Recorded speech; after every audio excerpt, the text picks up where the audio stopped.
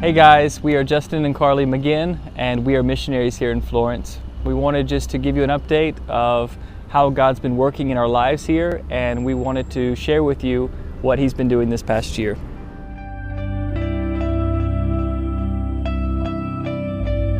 It has been a year now since Carli and I moved here to Florence, Italy. This past year we have seen the Lord's sufficiency everywhere we look. We chose Italy with the Lord's leading last year because of the lack of the gospel that is here. As it stands, gospel-centered believers make up about 1% of the population. Carli and I both came to Italy a couple of years ago for our first time, and we felt a very strong connection with the people and the culture. After our first exposure to Florence, we knew the Lord was leading us to help with church planting in this community. This beautiful country has contributed much to Western civilization and to modern thought, so for those of us coming from the U.S., it can be very easy for us to think of Italy as a dreamer's paradise where one can enjoy the Tuscan sun and admire some of the greatest pieces of art in the world. Although Italy does offer the world a great deal, the spiritual reality of this country is very different. Italy has been dominated by the Catholic Church for more than 1,500 years and controls much of the political and social culture here. Even though the majority of Italians claim to be Roman Catholic, only a small percentage of them attend Mass weekly.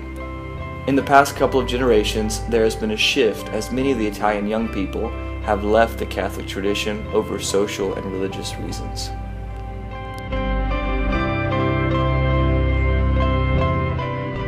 I'm a teacher for an Italian preschool in the city of Prato. Prato is a small city just 10 miles from Florence. I commute there every day with the train and the bus.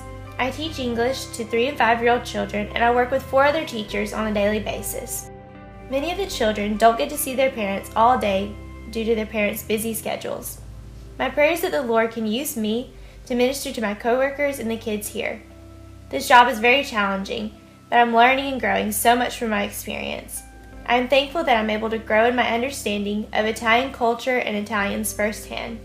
I find my joy in God, knowing that the difficulties I may face are molding me into a better vessel for His kingdom. I see this job as a crucial piece of the big picture of us living on mission here in Italy.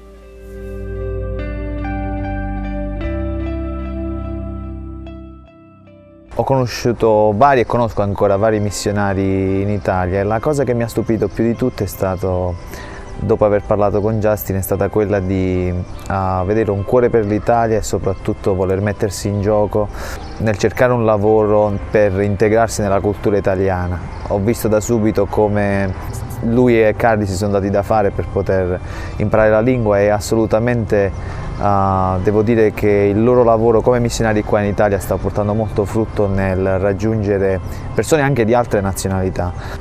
Se dovessi investire in un ministero in Italia affinché molti possano essere salvati, assolutamente le prime persone che mi vengono in mente sono Justin e Carli. Non solo per il loro cuore per l'Italia, ma soprattutto per la loro voglia di mettersi in gioco e fare di tutto affinché possano raggiungere quante più persone possibili. I work for an English school here in the west end of the city. As a teacher, I have the opportunity to share almost daily our convictions and beliefs as Christians. I remember one day one of my students, who was a CFO for a large Italian company, asked me if we could use our entire lesson to speak about the differences between our faith and the faith of the Catholic Church. So you always see how God has you here for His reasons.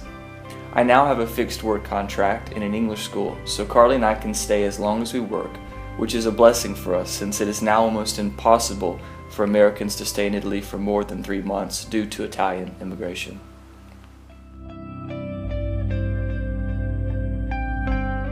This year we have started to work with a new church plant in our neighborhood. We have a small group throughout the week that meets with couples and families so that they can have accountability and community. Because there are so few evangelical churches here, many of the believers are first-generation Christians. There is no model of what a biblical church looks like. Since there is no model, there are hardly any mature leaders to plant churches. We ask that you help us pray for new leaders who can lead the church here into the next generation.